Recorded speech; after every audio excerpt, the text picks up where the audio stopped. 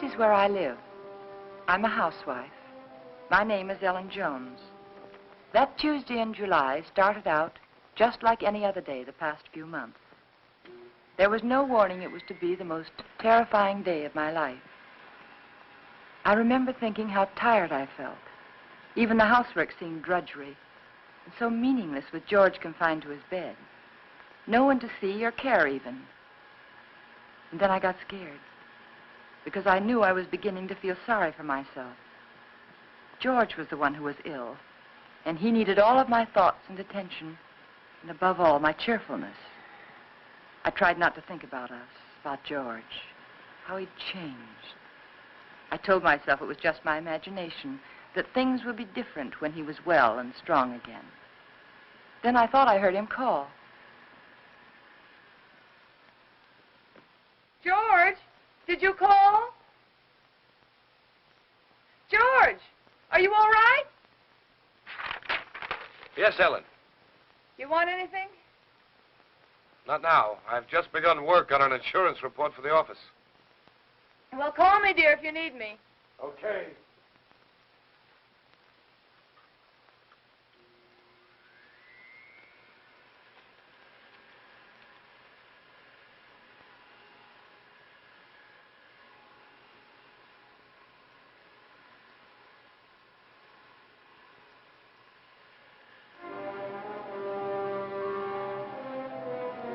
Somehow I had an odd feeling. There was something about George's voice. I found myself thinking about the first time we'd met. How different he was in those days. I remember I was sitting in Dr. Graham's office. We were talking. I'd played one game of checkers and 2 games of rummy, and I'd written letters to a wife, a mother, and a sweetheart, and I listened for a half an hour to a homesick young ensign from Texas. He was awful cute. Now, what else can I do to help boost the morale around here, huh? You could go out to dinner with me. We'd get about halfway through the soup, and you'd get a call from the hospital. You're right. Mm-hmm. I guess my courting will have to wait till after the hostilities. There's a compound fracture down the hall who's waiting to see me, but I'll be tied up for a while. Oh? They tell me he's feeling blue. You see, his wife's expecting a baby in a minute. And I think he could stand some cheering up. It's practically done. See you later, Al. Oh, I'm sorry. They told me I could find Dr. Graham in here. You ought to be along any minute. Why don't you come on in? Sure, thank you. Are you a patient here, sir? In a naval hospital? No. I'm just a friend of the doc's. Flew in last night with the ferry command. The only thing wrong with me is a double-barrel hangover. Too bad. Dr. Graham will be detained, so I'm taking you for an airing. And maybe he doesn't want to go for an airing. He doesn't. There's nothing a woman likes better than shoving a man around.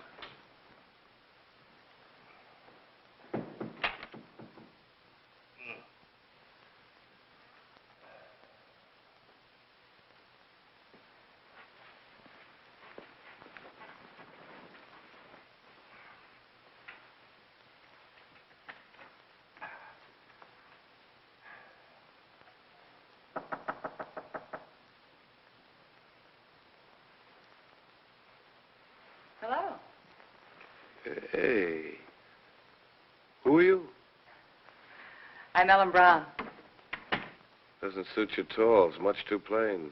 Oh, I'm sorry. I'd tell my parents about it, but they're still back in Kansas City. Now, what can I do for you, young man? I can think of a lot of things. Oh?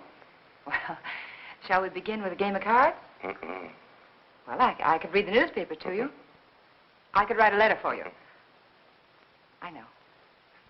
I'll sit right here and you can tell me all about that wonderful baby you're expecting. The baby you're expecting. Does Ripley know about this? I beg your pardon? Skip it. Which is your bad leg? Well, neither one of them's working very well today. Oh, my head. Is your head bothering you? Terribly. Both of them.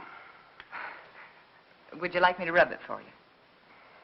You couldn't think of anything nicer. Good. There. Now relax. Oh, close your eyes. Now just think of something pleasant.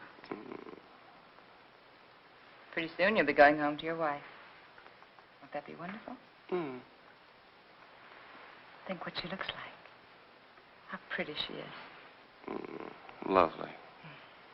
Beautiful blue eyes, short nose, soft brown hair, and lovely, kissable lips. Well, there's nothing wrong with your morale, young man.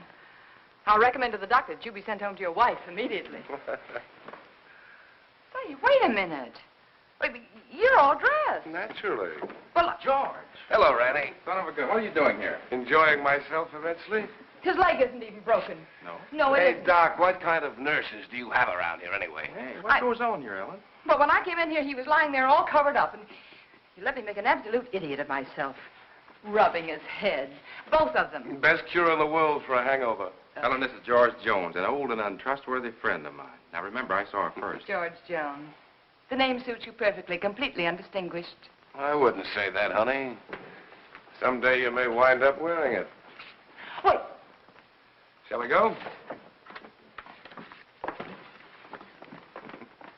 She's cute. It was pretty depressing having a medical student for a roommate. Oh? He was always dissecting something, including me. You gotta know what's going on inside if you expect to understand the outside. Yeah. Excuse me, sir, but you're wanted at the hospital. There's an emergency. Oh, Ran, I'm sorry. So am I. Well, back to the salt mines. See you folks later. Not if I can help it. I intend to keep you to myself for the rest of the afternoon. Oh? And for the next 2 weeks. Oh. When a lonely prospector strikes gold, he doesn't yell for his friends. He stakes a claim. How about some lunch? Yes, I'd love it. I don't like to make love on an empty stomach. No, neither do I. Especially to a perfect stranger. My Ellen, wherever did you get the idea that I was perfect? Oh, you. Would you like to switch boxes like we did when we were kids? Naturally. Oh, brother. Fried chicken, potato salad, tomatoes, cookies. Oh.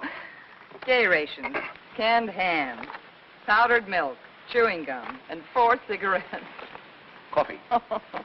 Honestly, is that the best you could do? That's the best I could do with no ration card. Oh. Now, if we were to combine forces, pool our resources, I think we might do very well together.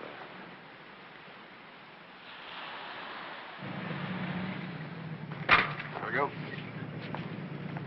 Bye, George, and good luck. Thanks, Rand. Goodbye, darling.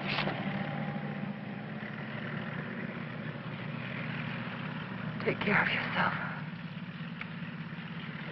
I'll be back, honey. Remember that, I'll be back. Of course. Of course. And I'll never let you go.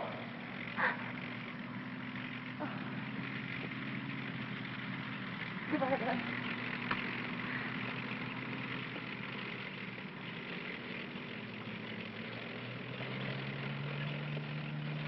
Quite a guy. Yeah, quite a guy. I'm going to marry him, Rand. I'm going to marry him just as soon as he gets back. I figured as much. Are you sure he's right for you, Ellen? Oh, I don't know. It isn't something you think about. It's just something you feel. You know, you can't do anything about it. I know what you mean, Ellen. The guy with wings has it all over us fellas who walk around down here.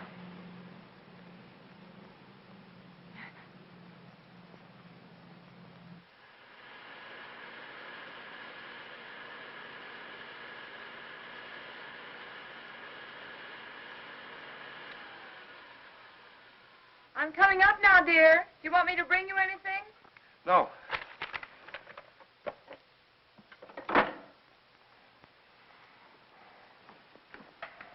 You all right?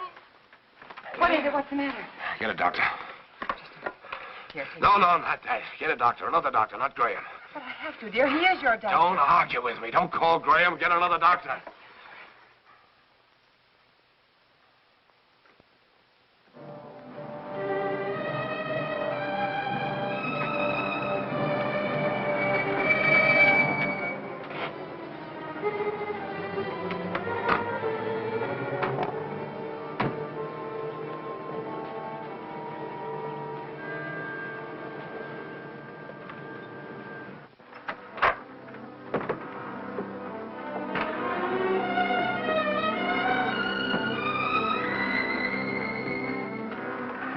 He didn't want the medicine, but I made him take it. Good girl.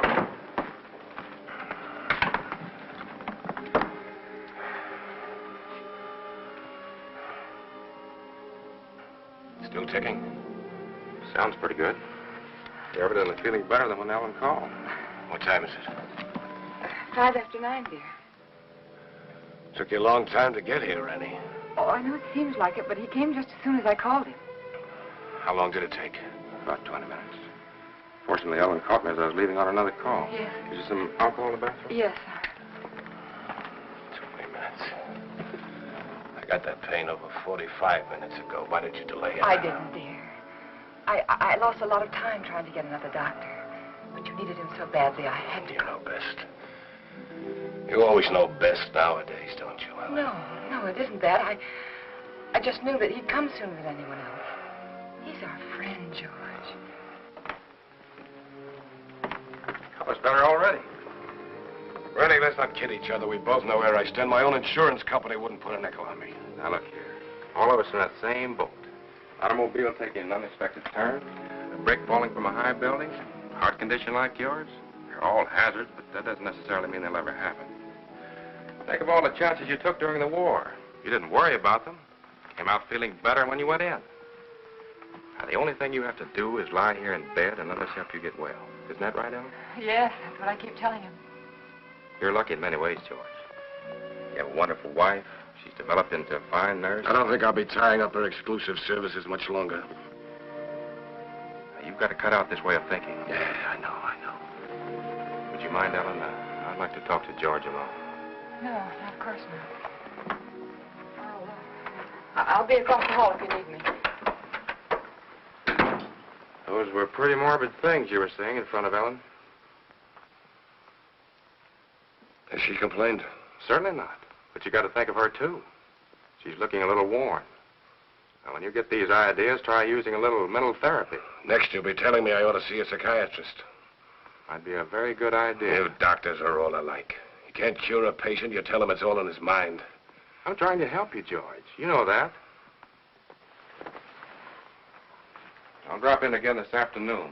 Maybe we can talk this thing out. Yeah, maybe we can.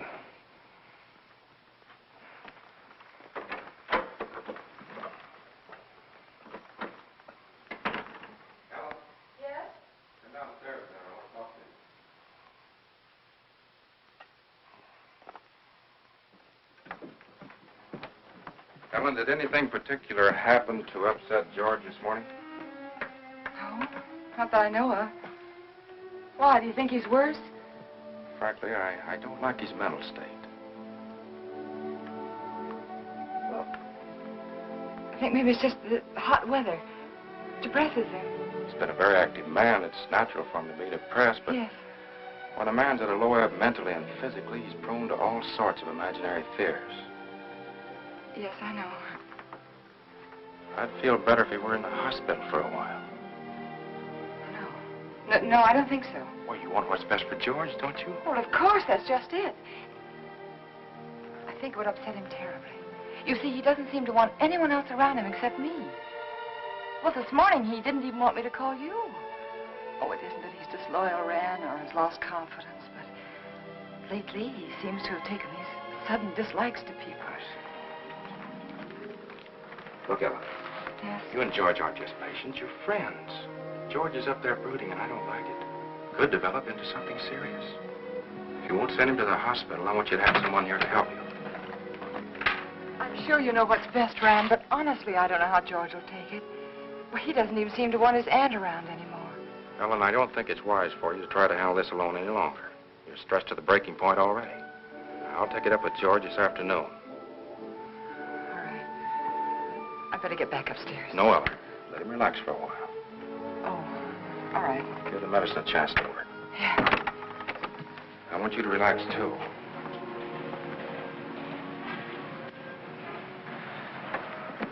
Remember now, you could call me anytime you need me, even if you just think you need me. Oh, thanks. I don't know what I'd do sometimes if I didn't remember that. Goodbye. Goodbye. You're doing fine. Thanks.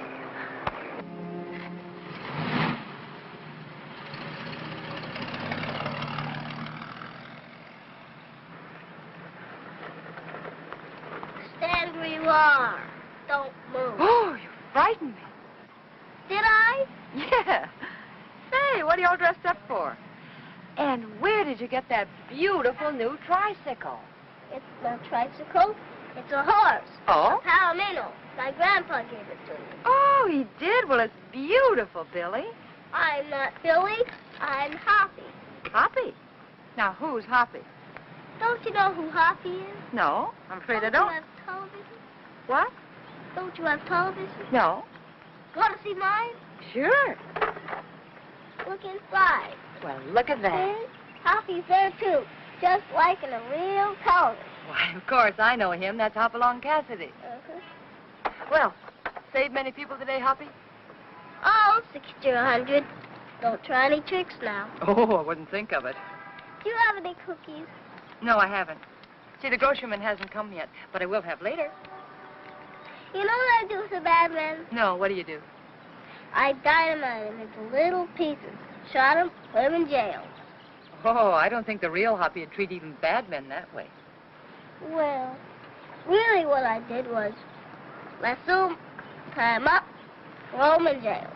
Well, that sounds like a lot more work, and more dangerous, too. Had to take care of you, didn't I? Yeah, you sure did. Can I come in? Oh, well, honey, I'm sorry. I'm afraid not. My husband isn't feeling very well today. See? I won't make any noise. If I was eating cookies, I couldn't even talk. No, you couldn't. Well, I'll tell you what you do.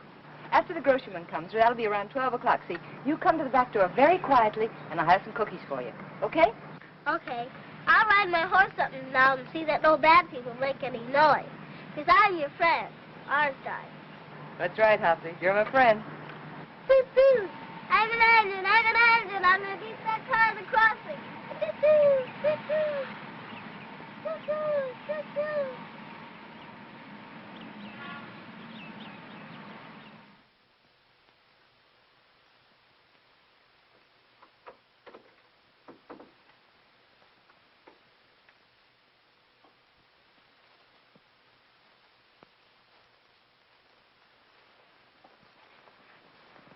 Well, George, you weren't out of bed just now, were you? No. Oh, it must be the heat. I could have sworn I saw somebody so right... long? What, dear? It took you so long. Sorry, dear. I was talking to Billy. I should say Hoppy. Let me change your pillow. You know, he's the little boy I told you about who just moved into the neighborhood. The one with the glasses, you know. Oh, he's an awful sweet little kid. What were you talking to Rennie Graham about? That's what I'm interested in. We were talking about you, dear. He thinks you worry too much about yourself. If I didn't, I don't know who would.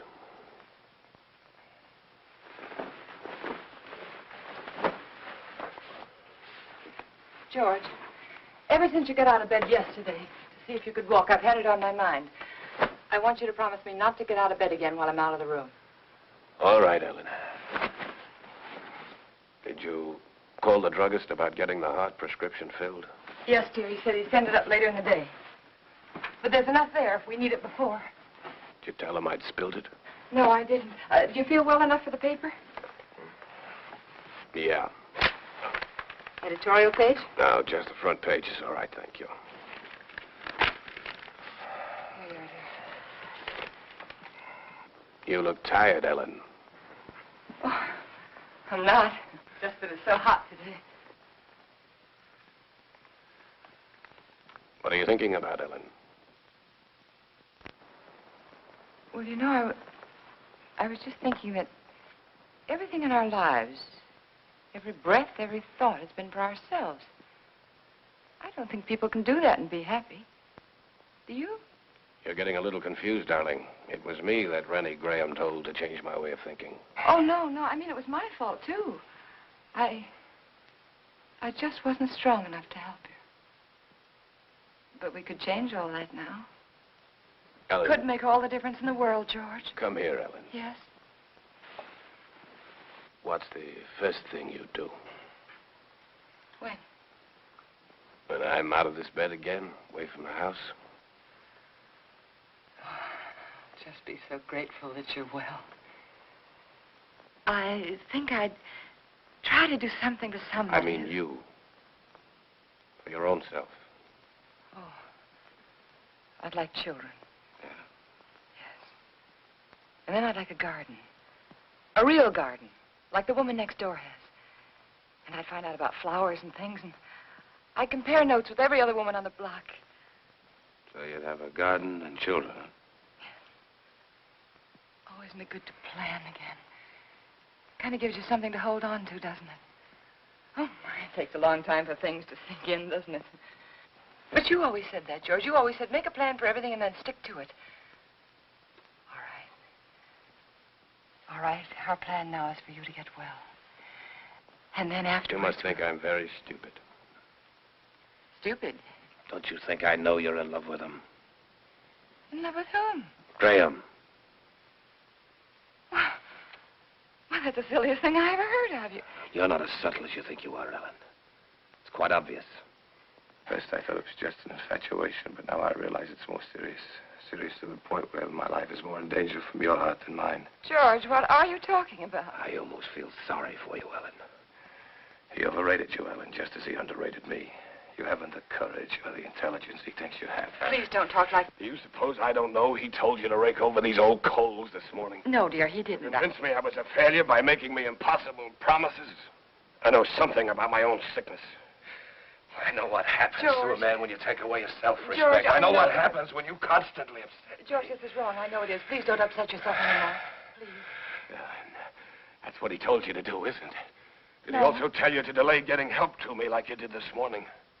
How could you do that, Ellen? How could you take a man of second-rate intelligence George, like dear, that? we'll do anything you say. I'll get another You didn't doctor know right what you away. were letting yourself in for, did you, Ellen? Please don't talk anymore.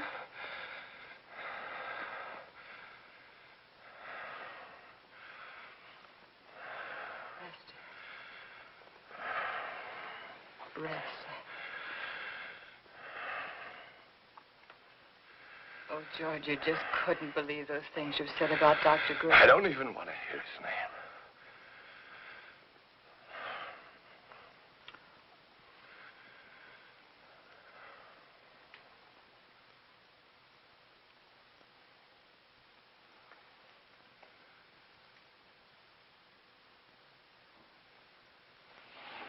Leave it halfway up, Ellen.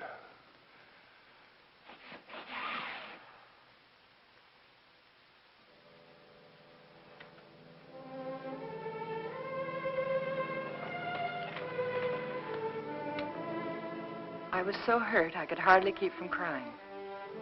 But again, I reminded myself that George was terribly ill and he didn't mean it.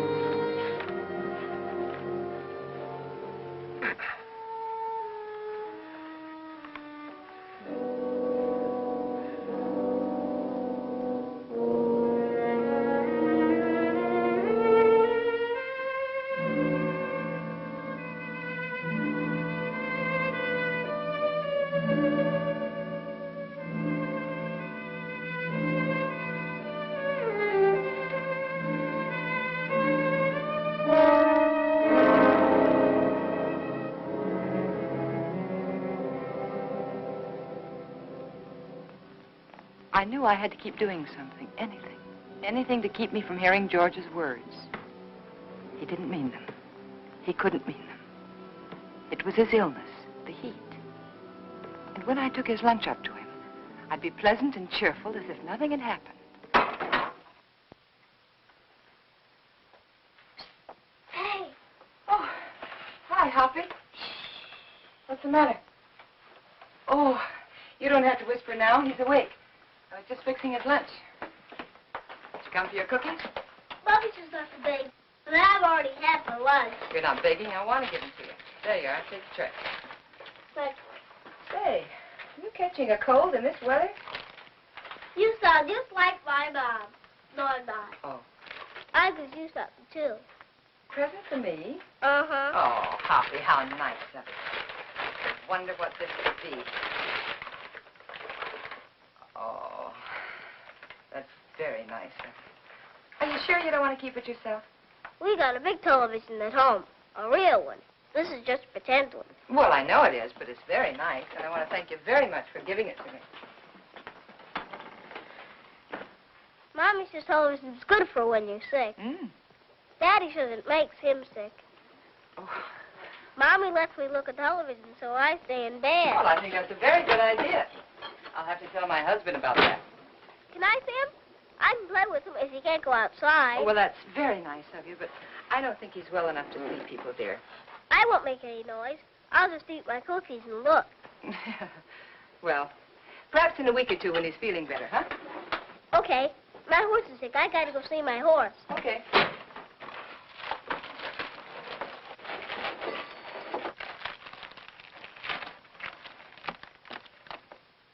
Can I take some cookies for my horse? Oh, by all means, take as many as you like. I'll go see my horse now. All right. Say, honey, are you sure you don't want to take that television set with you? The man can use it, but tell him not to break it, because I gotta use it later. Well, all right, I'll tell him. And thank you again, Hoppy. Bye. Bye. I always felt better after talking with Hoppy. I wondered how he'd look without his glasses. It's a nice thing of that kid to do. Don't break it, because I have to use it again. George wanted his lunch. That was a good sign.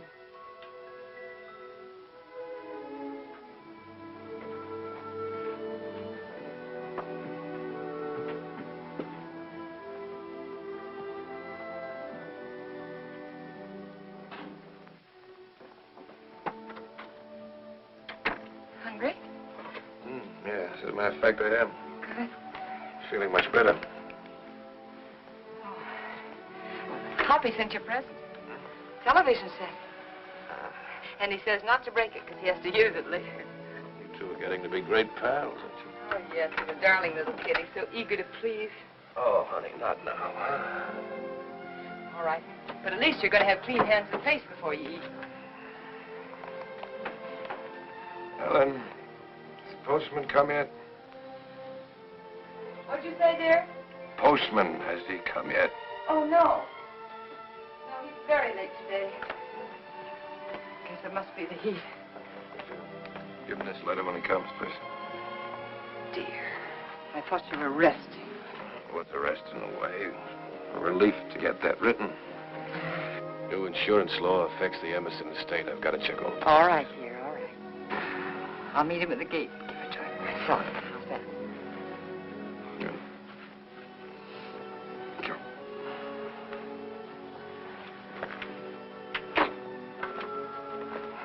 There you are. Looks good. Yeah, it is good. Oh, Ellen. Letter. Oh, sorry.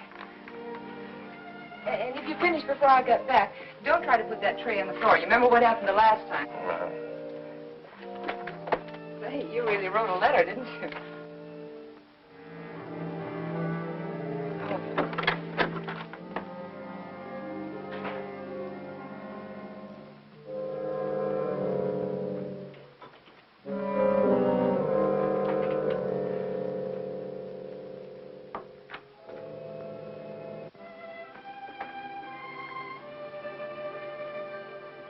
I wanted to stop a minute and chat with neighbors, but I knew George wouldn't like it.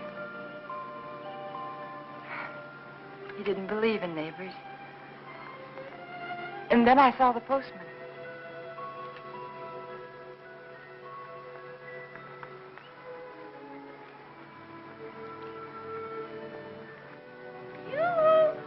When do you think this heat's going to break?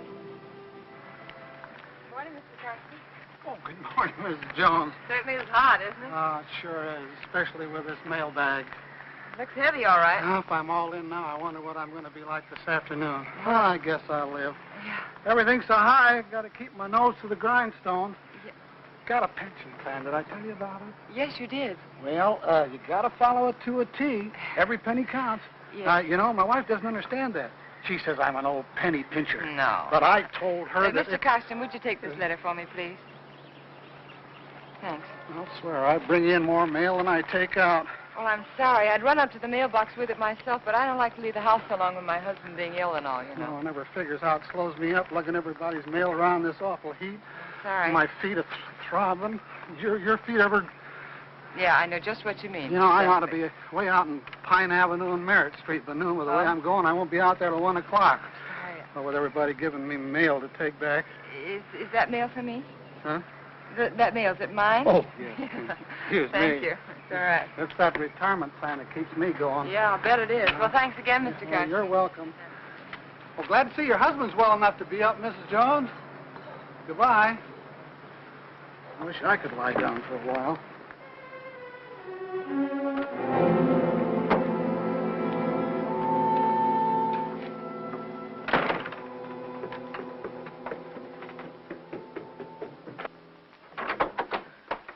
George, you were out of bed. And you promised me you I wouldn't. can't get out of bed in my condition. But, dear, the postman said he saw you at the window. Did he, really? Well, no, he didn't actually say he saw you. But... Postman's got a touch of sunstroke. Yeah, me too, I guess. Hot wind certainly doesn't help much. You finished? It's very nice, thank you. I'm glad you got that letter off. Come over here, Ellen. Sit down.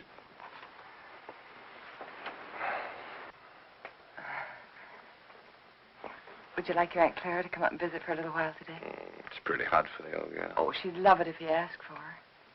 You're the apple of her eye, you know. I always was.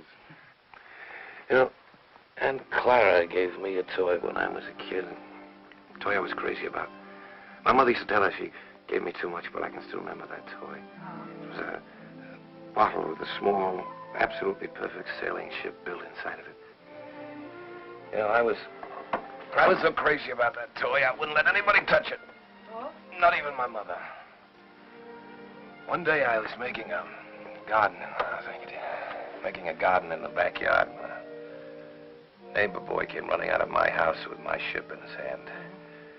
Somehow I got it away from him without breaking it. I don't know what I said to him, but he looked awfully scared and white. And suddenly I was frightened too, thinking he might have broken it, the ship, I mean. I picked up the little rake I'd been playing with and began hitting him with it. And where his face had been so white, it was all blood. I think I might have killed him if Mother hadn't come out. She took him into the house and at the bathroom, washed his face. They were both so excited that I felt safe. I had my little ship again. When the neighbor boy stopped crying, Mother turned to me and she said, "Give it to him." She sounded so strange and quiet, I knew I had to. He held out his hand. I could see he hadn't learned anything, so I handed him the ship. But just as he was about to take it, I let it drop on the tile floor and I stepped on it. You'd never have known what it was, but somehow or other it was mine. Mine more than it had ever been before. I remembered every little perfect thing about that ship. But to them, it was just a mess of broken glass and matchsticks on the bathroom floor. Ellen, you know who that neighbor boy looked like? You know, very much like Graham. Your Dr. Graham was going to find himself in exactly the same position as that little boy. But we're not going to have him here again. But that doesn't change the fact that you're wrong about him. He's been wonderful to you, so thoughtful and given you so much time. Maybe that's because he's a bachelor, huh? No home life. He's been a good friend to us. Ellen, time's limited, so you must listen carefully. Randy Graham may have you, all right. But he'll be disappointed with what he gets. George, please. George, I can't let you talk this way anymore. I'll fill this up.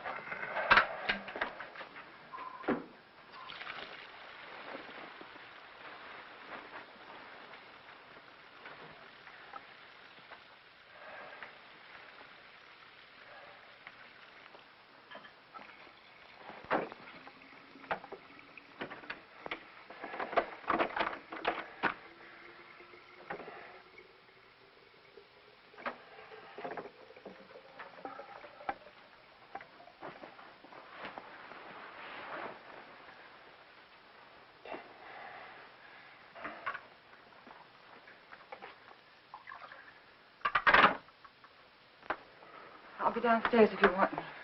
You'd better wait, Ellen. I've written the district attorney asking him to make a complete investigation if anything happens to me today before he can get help to me. Why do you torture yourself like this? Why do you imagine things that don't exist? A letter exists.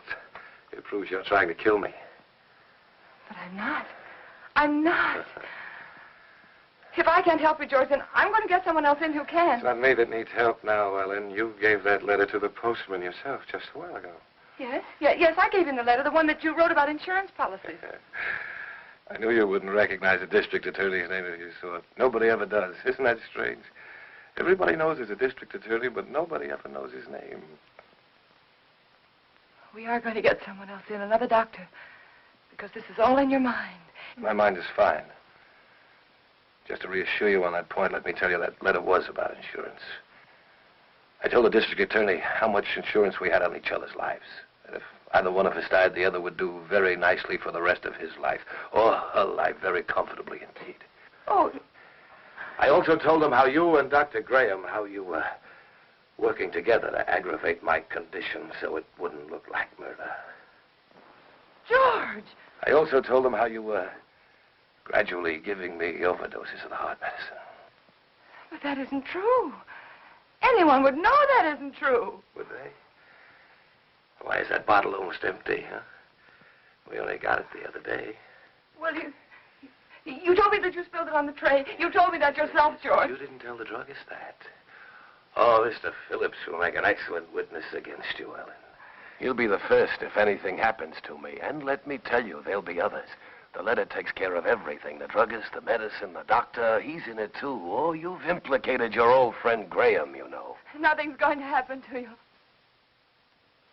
I don't know whether you're doing this to frighten me or not, but I'm going downstairs and get that letter back from that postman. You're not going anyplace anymore, Ellen. Because I'm going to kill you. I decided that definitely this morning.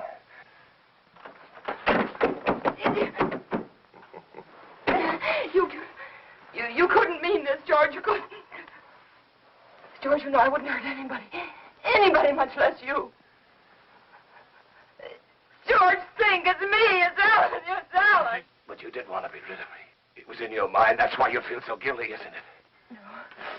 The letter will take care of Graham. I'll take care of you myself. I'll make it look like self-defense.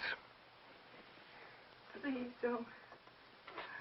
There are just too many things against you, Ellen. You used to say that you were lonesome until you met me. George. George, you love me. I loved you, George. And since I've been sick, since he's been coming to the house, you've hated the sight of me. No, I haven't.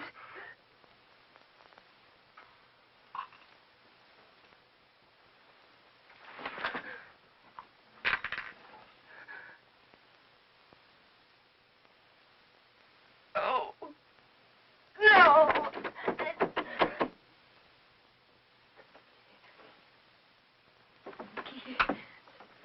Keith.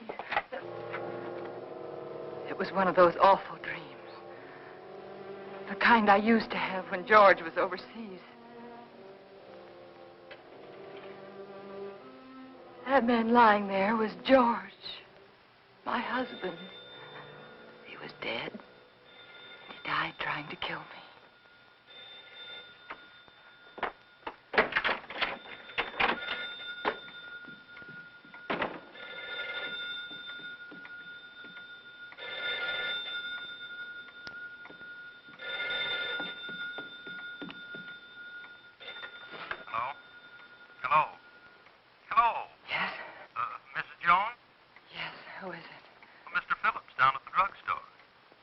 What is it that you want, Mr. Phillips? Well, it's about that heart medicine you want refilled. Yes? Can't refill it without another prescription. I see. We'll just let it go. Let it go? That is, until I talk with Dr. Graham. Oh. By the way, Mrs. Jones, according to my records, you got that prescription filled just the other day. But my husband knocked that bottle over on the tray and spilled it. Oh? You didn't tell me that when you called before. But that's what happened. I promise you that's what happened, Mr. Phillips. All right, Mrs. Jones. You don't have to promise anything. I didn't tell you before because I didn't think it was necessary. Well, it wasn't. Look here, Mrs. Jones, I didn't... George said that Mr. Phillips would be a witness against me. A witness. You got that prescription filled. I warned you, that's all. Yes. I'll see that you get another prescription. Yes, you just get in touch with Dr. Graham. Oh, why didn't I tell him about George?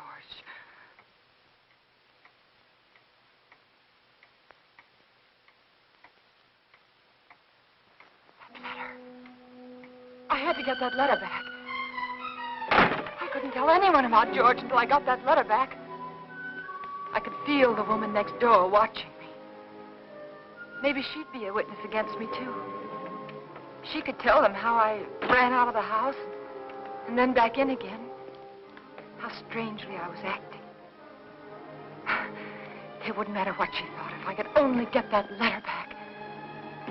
I tried to think, which way did he go?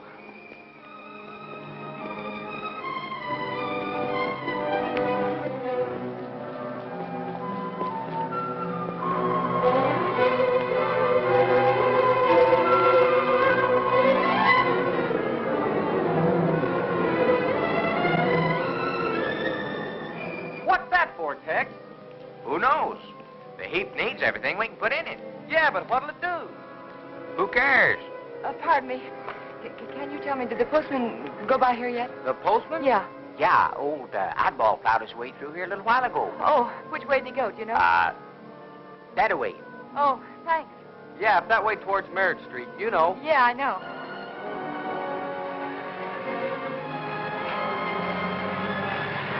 Oh, I'm sorry.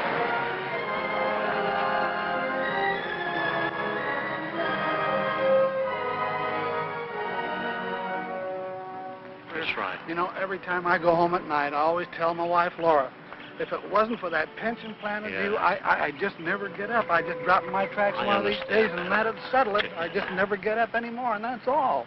You know how it is. Hello, when Mr. you have... Carson. See you later, Joe. See you later, Mr. Well, Mrs. Jones, what are you doing out this way? I was visiting a friend. Oh, that's nice. I wish I had more time for visiting. But by the time I get home at night, I can just hardly make it up the stairs. I tell Mr. my Carson, wife remember that, that letter I gave you this morning? Yeah, I suppose so. I'll pick up plenty of letters. Why, what about it? Well, I know it seems silly, but I mailed it by mistake. It wasn't even finished. Yeah. Now, what did you do that for? Well, I don't know. I guess I was just so busy. Finish it up and mail the rest of it tomorrow. They'll get it in 2 installments. Now, you wouldn't want me to do that. May I have the letter, please? First, I pick them up and carry them around for miles, and then they want them back again. Well, I'm sorry, but you can understand why I wouldn't want it to go out unfinished. Yeah, I guess so, but all these delays count. Keep me on my feet longer than I ought to be. Well, it won't be much trouble, will it? Yes. Yeah, here it is. Thank you. Now, look, you shouldn't have given me this letter in the first place. Why? Giving me this letter is just like putting it in the mailbox. Now, you wouldn't expect to get this back from the mailbox, would you?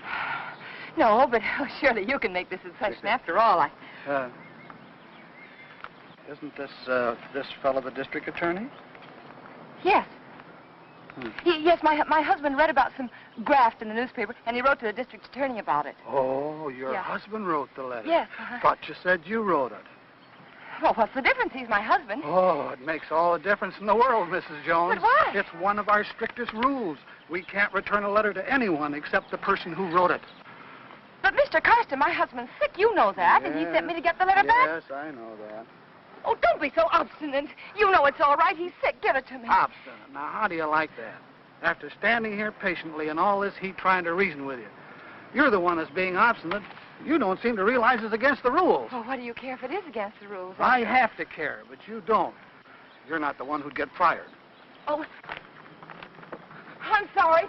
I'm very sorry, Mr. Carson. I forgot what it means to you. Your responsibility and all. It must be this terrible heat. Please. I know how anxious my husband is to get that letter back. It was my fault. You see, I mailed it by mistake. He's awfully upset with me. He's very angry with me, Mr. Carson. Couldn't you please help me? Couldn't I please have the letter back? Well, tell what I'll do. Yes? I'm all through the route until this afternoon's delivery, and since it's so important, like you say... Oh, it is. Well, if you'll give me a lift back to town in your car so as I won't lose any more time... I will. I'll go over to your house with you right now and give the letter to Mr. Jones personally. No, you can't. But, Mrs. Jones, this way I'll be sticking to the rules and your husband will get his letter back. But my husband didn't sleep last night. And he fell asleep just before I left, and I wouldn't want to wake you. I'm trying to do the right thing by everybody concerned. But it seems to me you don't want to cooperate, and I'm not going to risk losing my job for anybody. I'll try to understand. No, I can't talk about it any longer. Can't waste any more time. Do you want me to take the letter to your husband personally, or don't you? No. All right, then I'll take it to the post office like I'm supposed to.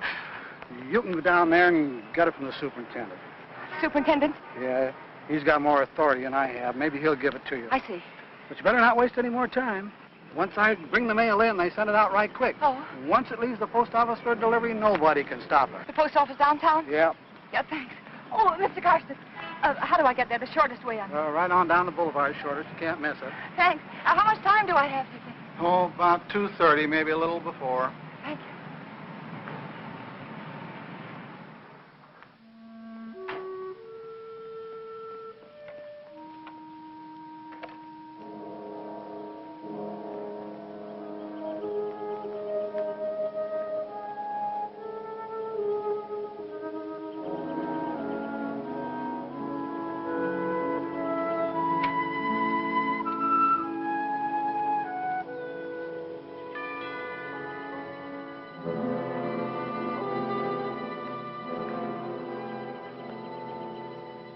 Ellen? Ellen?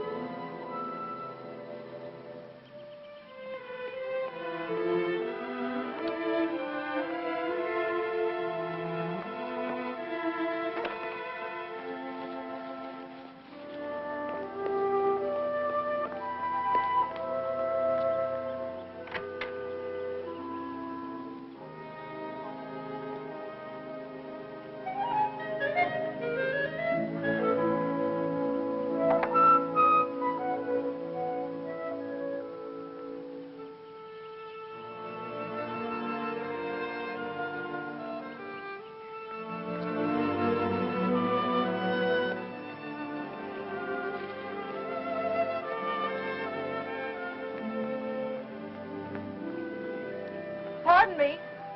Yes? Have you seen Mrs. Jones this morning? Yes, she went out about half hour ago. Went out? Yes? But what about George? Mr. Jones. She hasn't gone off and left him alone, has she? Well, her husband's sick, you know. So I've heard. Of course, I never really met them, though I haven't lived here long. I can't imagine her going off like that.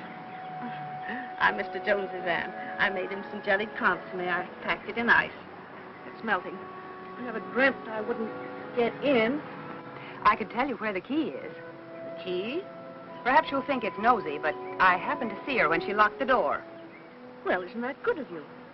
The front door? Yes, it's right over there, above the door. Thank you. I don't know how you stand in the sun without a hat on. I'd dry up like a pea.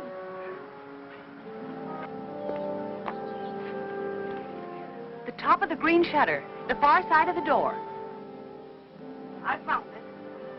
If there's anything I can do for you, just call me. You're very kind. Thank you.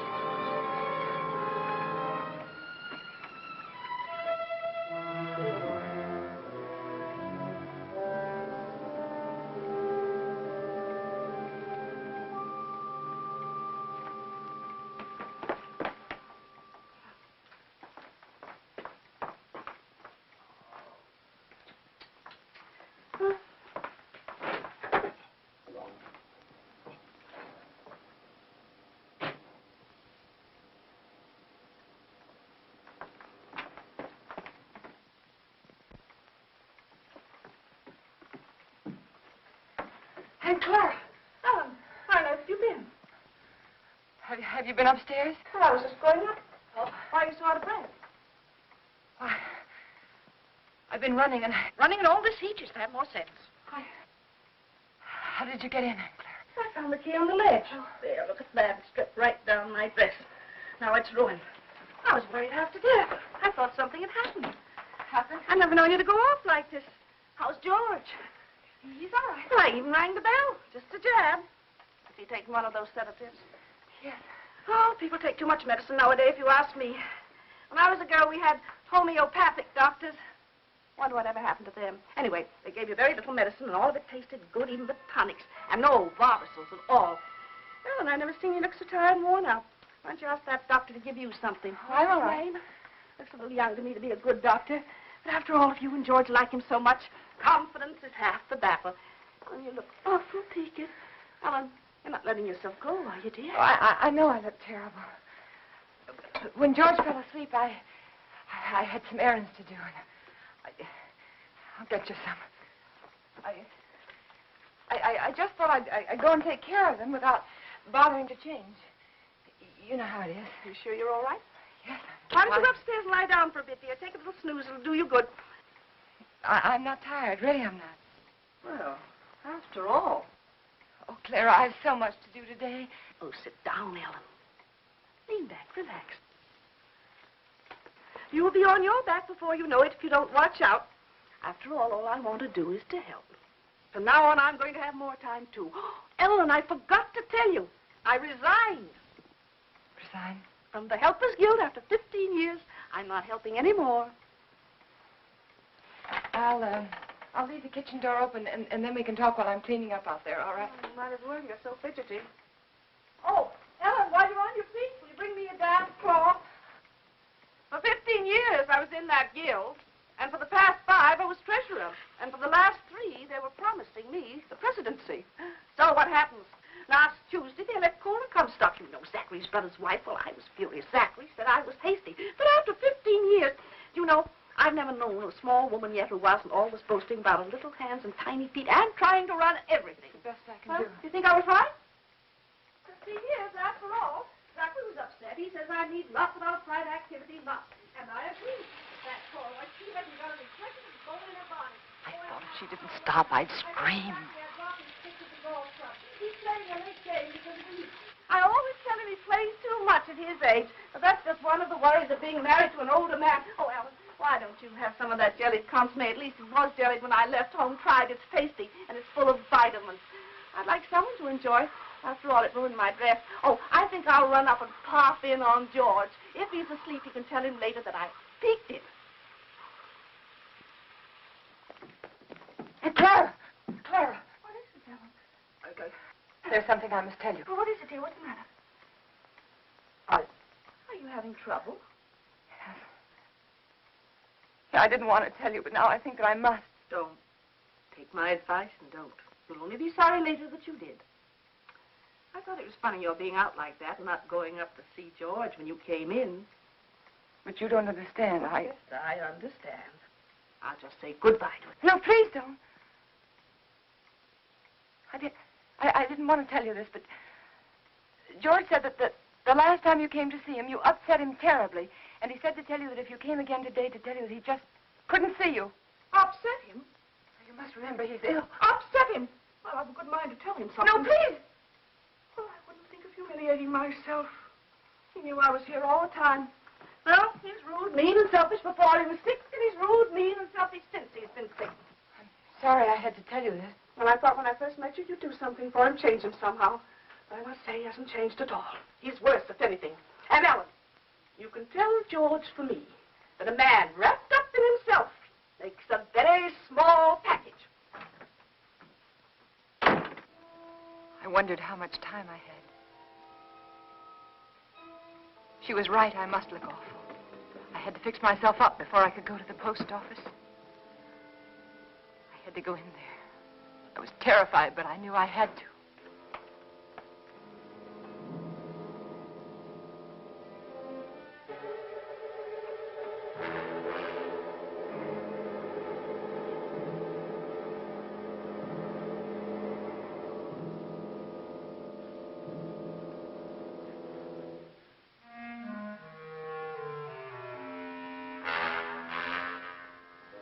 George, he was dead. I mustn't let myself think about it. I mustn't think about anything until I get that letter back. That letter that said I killed him. Maybe it was a dream. No, it wasn't. I must fix my face. I must look presentable. Like any other housewife making a simple request for a letter. A letter that was mailed by mistake.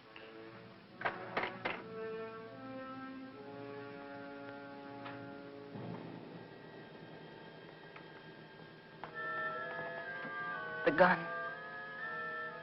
It was still in George's hand. Somehow I knew I shouldn't leave it there.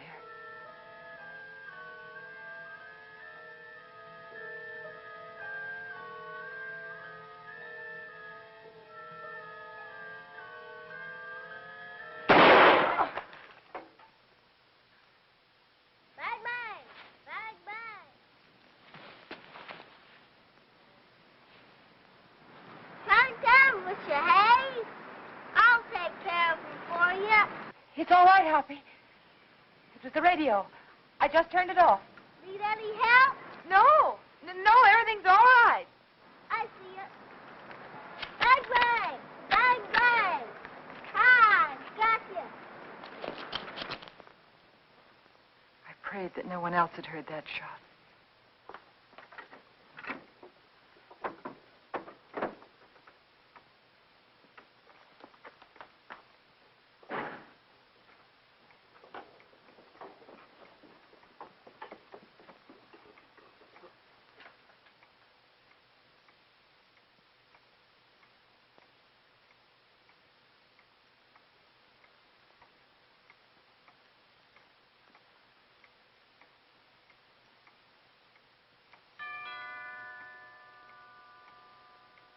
I thought perhaps if I didn't answer, he'd think no one was home and he'd go away. But he didn't. He just rang the bell again and then stood there.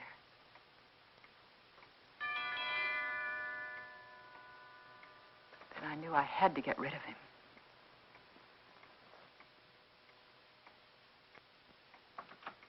Yes? Good afternoon. I'm Mr. Russell. Yes? I'd like to see Mr. Jones. He's expecting me. Expecting? Yes. He telephoned me the other day. Well, there must be some mistake. My husband is not well. He isn't able to leave his bed. He told me he was ill, but he did telephone to be here this afternoon. Well, nevertheless, he isn't well enough to see anyone. But it's a business matter, Mrs. Jones. I'm sorry. But the doctors forbid him to see anyone. He warned me that I'd get some resistance from you. He did? He explained that you were over-solicitous about his health, but that I wasn't to take you seriously. Oh. Your husband only wants me to authenticate some legal papers. I'm a notary. Won't take but a few minutes. I'm sorry. I've already told you he isn't well enough. He's had a relapse. The doctor just left here a few minutes ago. And he said he wasn't able to see anyone today. Not anyone. Well, I'm sorry to have bothered you, Miss Jones. Oh, that's all right. I'll leave my card. Perhaps you'll call me. Yes. Better. Yes, I'll call you. Good afternoon. Goodbye.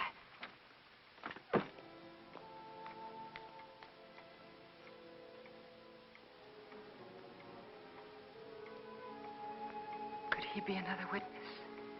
Couldn't think what I'd said to him. Oh, I'd have to be more careful.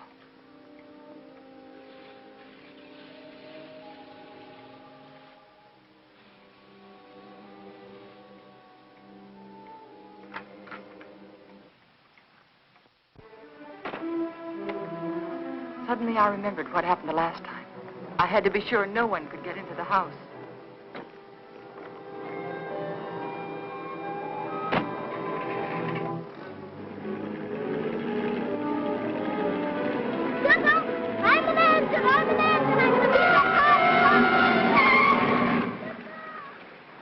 Hi. Been to the crossing, didn't I? Billy. Where are you going? Are you all right? Sure. Can I go in? No, you can't. I'm sorry, I'm late. And for heaven's sake, be more careful, will you? Don't you ever do a thing like that again. Do you hear me? Okay. My horse ate up all the cookies. Well, I'll give you some more later on. After that? Yes, after nap. Now, you stay right there in that driveway until I get out. You understand? Okay.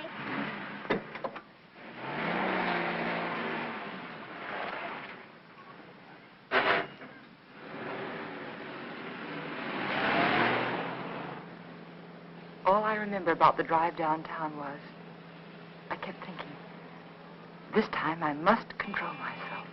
I must keep calm.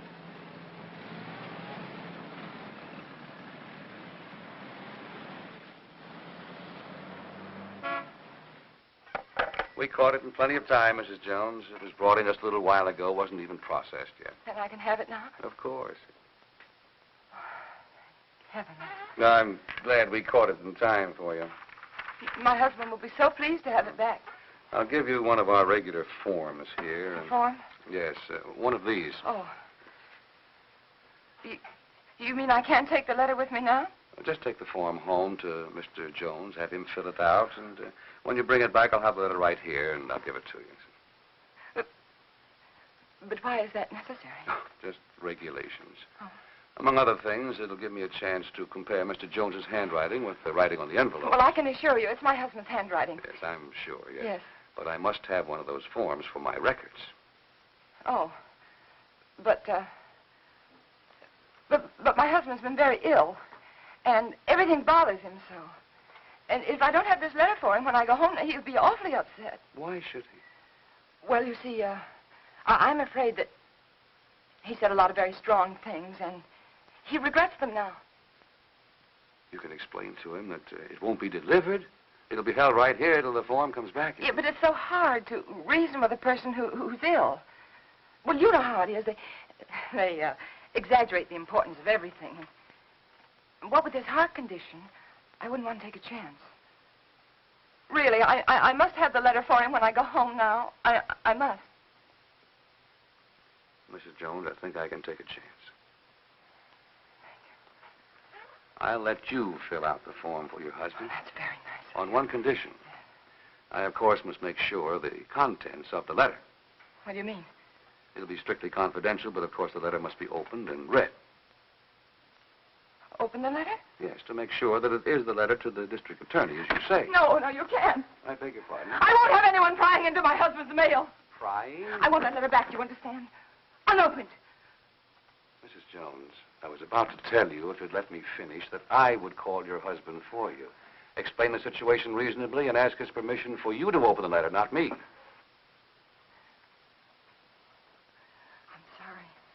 I'm very sorry. I didn't mean to say that. But you don't seem to understand. No, I don't understand, Mrs. Jones. And I have no alternative but to send the letter on through to the distributing room. Good day.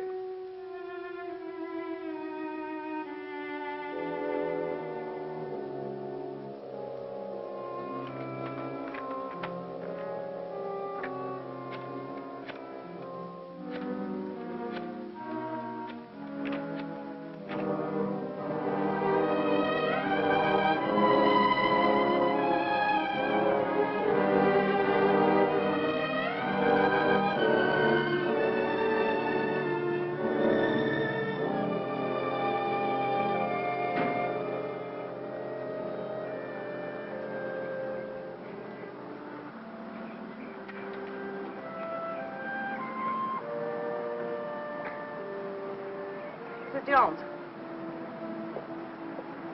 Mrs. Jones. I don't want to intrude, but I couldn't help noticing you all day long. I've had the feeling that something was wrong, and I'd so like to be able to help you. Oh, I know we haven't been too neighborly, but trouble's something else again. Can I help you?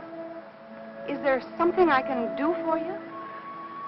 Of course, I know you're anxious to get up to your husband, so you run up and see if he's comfortable and settled, and then you come over. Or call me. I'll be waiting for you. She was kind. She might have been my friend. She might have helped me.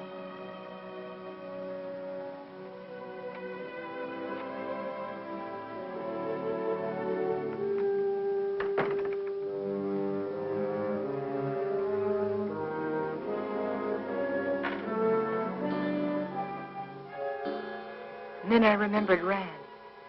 He said he was going to stop in again to see George. I couldn't let him do that. He mustn't come here again. Ever.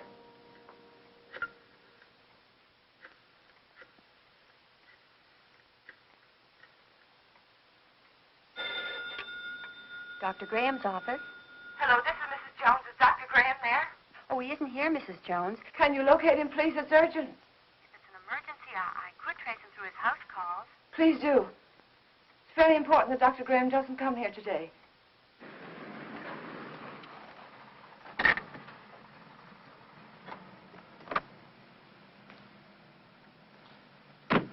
Now, I hope you understand. Of course.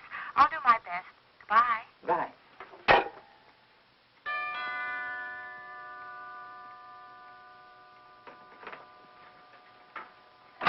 Doctor, I just called your office and I just told your nurse that I...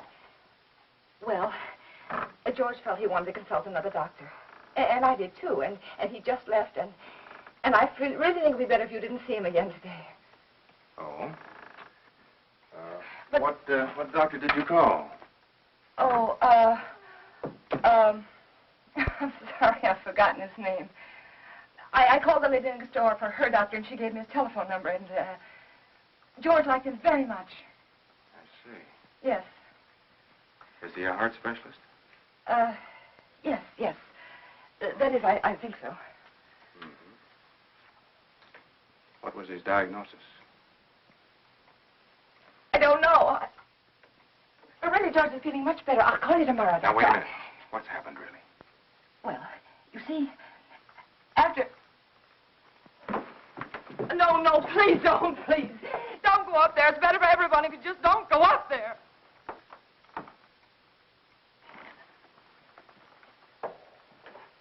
Helen. Is he dead? Yes. He had a gun. He tried to kill me, but before he could shoot, he... Take it easy, Helen. Take it easy.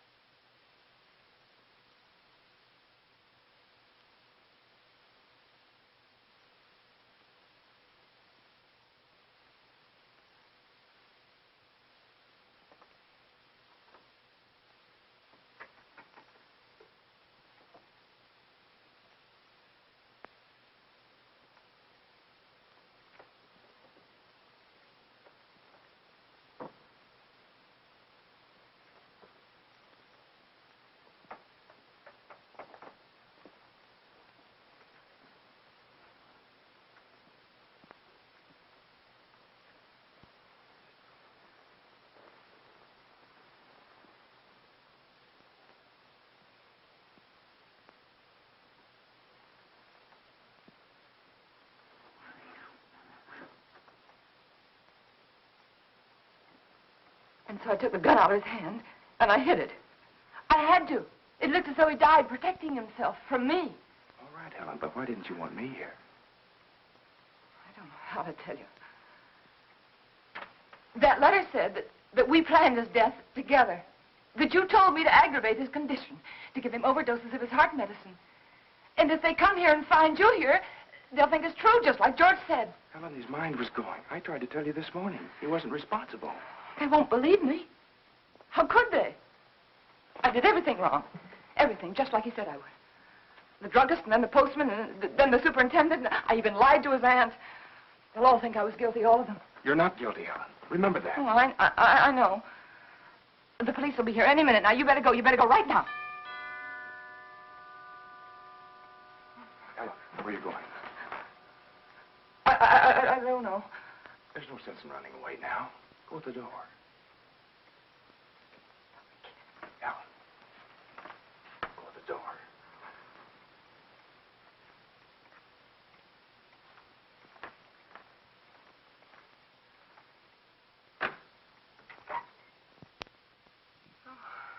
Hello, Miss Jones. I got a letter for you this afternoon. I didn't put it in the slot because, well, I guess I should feel kind of funny coming here like this after what happened between you and me this noon. But it's all right. I understand. Here's the letter you gave me to mail this morning. What? Surprised I didn't realize it at first, a thick letter like that and only one stamp. Those public officials like the district attorney won't accept postage due mail, you know. Insufficient postage? Yeah, the other end just won't pay the postage in these cases, and we have to return them to the senders. How do you like that? Not enough postage, and we have to deliver them twice. Yes. Crazy business. You know, some folks might think I'm stingy. I know these extra stamps cost only just a few cents, but yes, I understand. if I multiply you by everybody else... Yes, yes, I understand. And thanks again for the letter, Mr. Carson. Oh, that's all right. Goodbye. And thanks again, Mr. Carson, for bringing the... Welcome.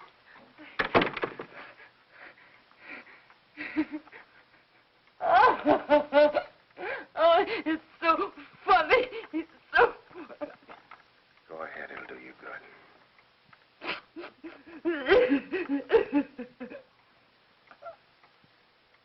You know, I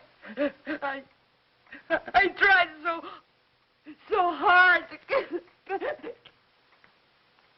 All right, Ellen. You've got it now.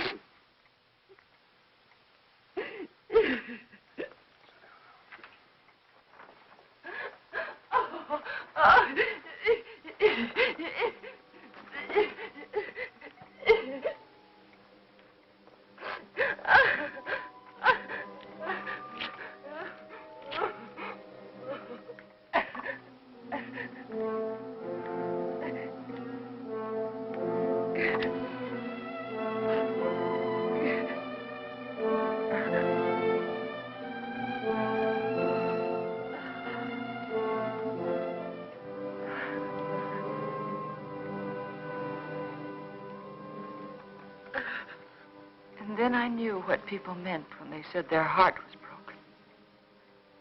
All that was left of George and me in our marriage was that little pile of ashes. I knew that somewhere, somehow, I'd have to begin to live again. But right then, all I could do was pray to lose that one day. That one terrifying day.